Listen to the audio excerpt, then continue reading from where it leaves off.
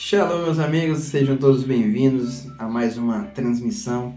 Quero compartilhar com vocês mais um pouco da Parashá, né? Iremos ler a Parashá de Miketz, Parashá, a porção semanal, e falando ainda sobre a vida de Yosef no Egito. Vamos lá? Mas antes disso, vamos ler a bênção da Torá, que se encontra aqui no Sidur completo, né? Usamos esse Sidur aqui para fazer as bênçãos, também as orações, né? E, Bezerra Hashem, Deus me permita, qualquer dia desse vamos fazer também amanhã de Orishon, onde a gente possa fazer as orações da manhã e abençoar a sua vida também com mais conteúdos, tá bom?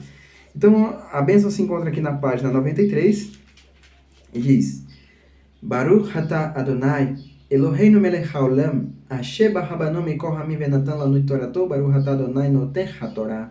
Amém. Lemos aqui a leitura da Torá, a bênção da Torá, perdão. E agora iremos ler no Rumash da Torá. Aqui está os livros da Torá, né, que são os 5 primeiros livros da Bíblia. E no livro de Gênesis, capítulo 41, do verso 1, iremos ler a porção semanal Miketz, falando ainda sobre a vida de Yosef, um grande tzadik, que foi vendido pelos seus irmãos e se tornou governador do Egito, devido a uma profecia ou um sonho profético que o Eterno deu a ele ali quando jovem e quando habitava com seus pais e seus irmãos, né, enquanto eles peregrinavam, né, ali naquelas terras que o Eterno o conduziu, né? Então vamos aqui, Gênesis capítulo 41, verso 1, para você que está usando a Bíblia normal. Essa é a porção 10. E foi ao fim de 2 anos, e o faraó, né, em hebraico é Paró, sonhou, e eis que estava perto do Nilo, e eis que do Nilo subia 7 vacas, formosa à vista e gorda de carne, e pastavam no prado. E eis que outras 7 vacas subia atrás delas, do Nilo, feias à vista e magras de carne, e paravam perto das vacas sobre a orla do Nilo. E comiam as vacas feias à vista e magras de carne. As 7 vacas formosas à vista e gordas. E despertou o faraó, e dormiu, e sonhou uma segunda vez. E eis que 7 espigas subiam numa só haste, gorda e boas. E eis que 7 espigas miúdas e batidas pelo vento do oriente brotavam depois delas. E engolia as 7 espigas miúdas, as 7 espigas gordas e belas. E despertou o faraó, e eis que era um sonho. E foi pela manhã, e achavam-se perturbados seu espírito, e enviou e chamou a todos os magos do Egito, e todos os seus sábios, e contou-lhe o Faraó o seu sonho, e não houve quem o interpretasse, ó Faraó. E falou o chefe dos copeiros ao Faraó, dizendo: meus pecados faço lembrar hoje. O Faraó se havia zangado com o seu servo, e me pôs na prisão do chefe dos verdugos, a mim e ao chefe dos padeiros. E tivemos um sonho uma noite, e ele, cada um conforme interpretação de seu sonho, sonhamos. E ali conosco estava um jovem hebreu, servo do chefe dos verdugos, e contamos-lhe e interpretou nossos sonhos. E cada um como o seu sonho interpretou, e conforme nos interpretou, assim aconteceu, e me fez voltar ao meu posto, e ali enforcou, né, o chefe do padeiro, né? E enviou o faraó e chamou Yosef, e fizeram-no sair precipitadamente do poço, e cortou o cabelo, e mandou suas roupas e veio ao faraó. Só até aí por enquanto. Né? Vou ler aqui a bênção da Torá, né? Finalizando. Quando a gente sempre recita uma bênção para ler a Paraxá, né? A porção semanal. E sempre lemos também ao finalizar. Bezerra Hashem, né? Permitindo o Criador, vamos comentar um pouquinho também, só para podermos entender melhor a vida de Yosef. Página 93 do Sidur, e diz: Baruch atah Adonai Eloheinu melech haolam asher natan lanu Torah emet v'chayei olam natan betoheinu Baruch atah Adonai noten haTorah. Amém.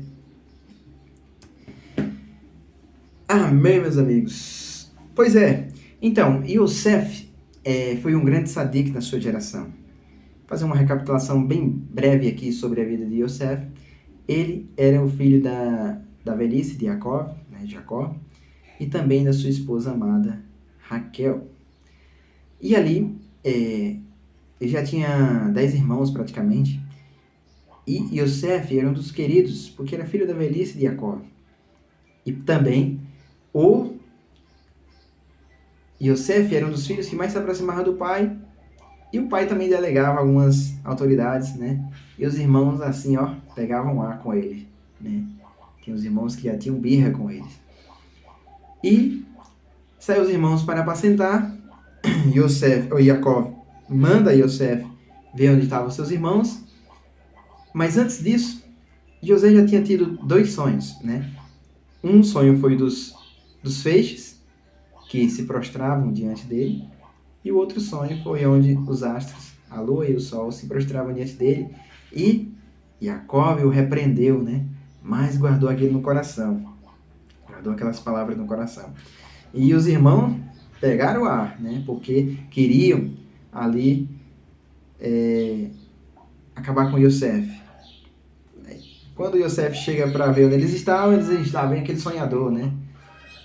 É mesmo aquela questão quando você está no grupo e algumas pessoas, você por se destacar, né? Por exemplo, você está na sua empresa, na empresa onde você trabalha, e porque você se destaca, pessoas acabam ficando de birra com você, querem te destruir, né? Quando você erra, eles, né, querem te julgar, mas o Eterno está no controle de todas as coisas, amém?